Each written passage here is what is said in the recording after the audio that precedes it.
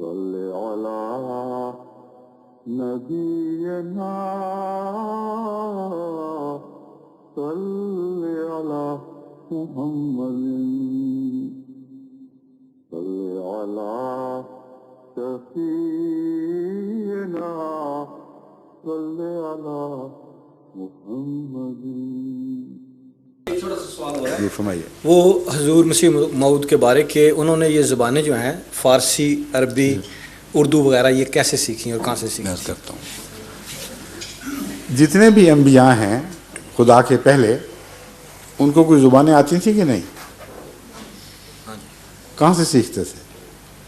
اللہ تعالیٰ سے. اپنے ماں باپ سے. ہاں جی. رسول اللہ صلی اللہ علیہ وسلم نے زبان کہاں سے سیکھی تھی؟ اپنے ماں باپ سے، ماحول سے. اسی طرح حضرت مسیح موعود علیہ السلام نے بھی زبانیں پہلے تو اپنے ماحول سے سیکھی، اور پھر ایک مولوی تھا جو دیہات کے مولوی جیسے ہوتے ہیں، اس کو حضرت مرزا صاحب کی تعلیم پر گھر پر، جس طرح بچوں کو اس زمانے میں بعض خاندانوں کا رواج تھا اسکولوں میں بھیجنے کے بجائے گھر پر بلا کر اس نے ابتدائی تعلیم دی، عربی کی بھی اور فارسی کی بھی. مولوی یہ اعتراض کرتے ہیں کہ نبی تو براہ راست خدا سے علم پاتا ہے اور ان کو مولوی نے پڑھایا ہوا ہے، اس لیے یہ کیسے خدا کے نبی ہو گئے؟ خواہ وہ متبع نبی ہو جو بھی آپ کہیں، مگر خدا سے براہ راست تو اس نے نہ سیکھا. واقعہ یہ ہے کہ جتنے بھی گزشتہ انبیاء گزرے ہیں ان سب کے متعلق قرآنی گواہی یہی ہے کہ ان کو براہ راست اللہ تعالیٰ نے کوئی زبان نہیں سکھائی.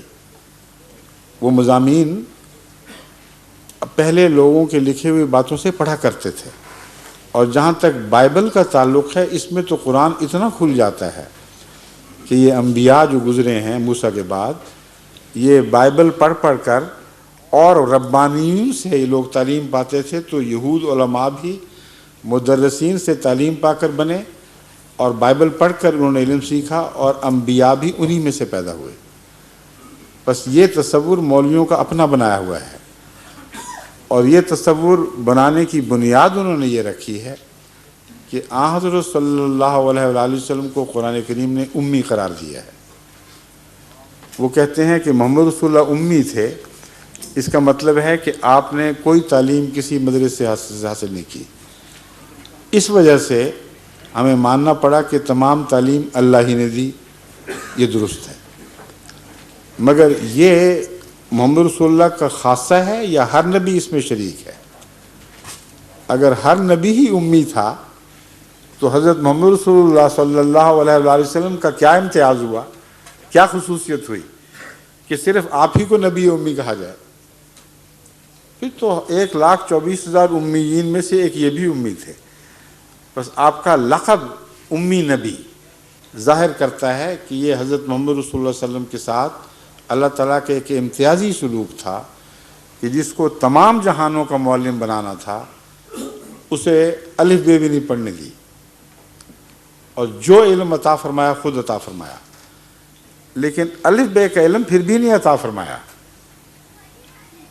کیونکہ جب رسول اللہ صلی اللہ علیہ وسلم نے سورہ حدیبیہ کے موقع پر دستخط کرنے تھے تو فرمایا کہ دیکھو بتاؤ کہاں کیا لکھا ہوا ہے، مجھے بتاؤ میں کہاں دستخط کروں.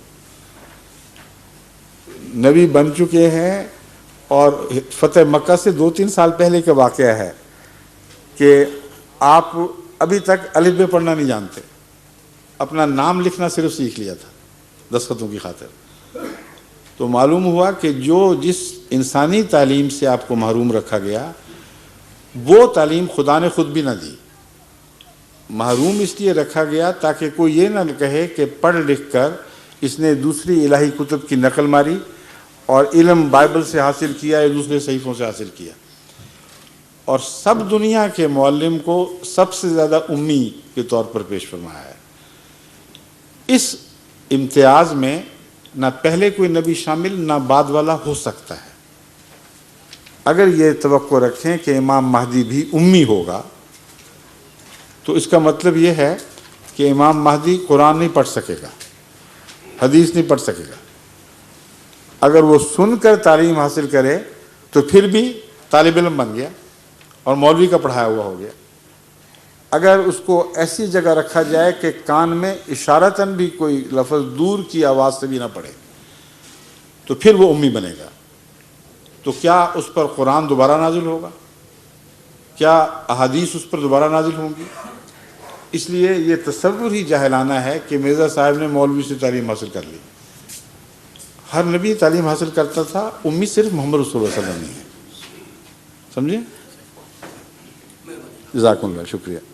ہم تو رکھتے ہیں مسلمانوں کا دل، ہم تو رکھتے ہیں مسلمانوں کا دل، دل سے ہے خدا میں ختم المرسلین، ہم تو رکھتے ہیں مسلمانوں کا دین.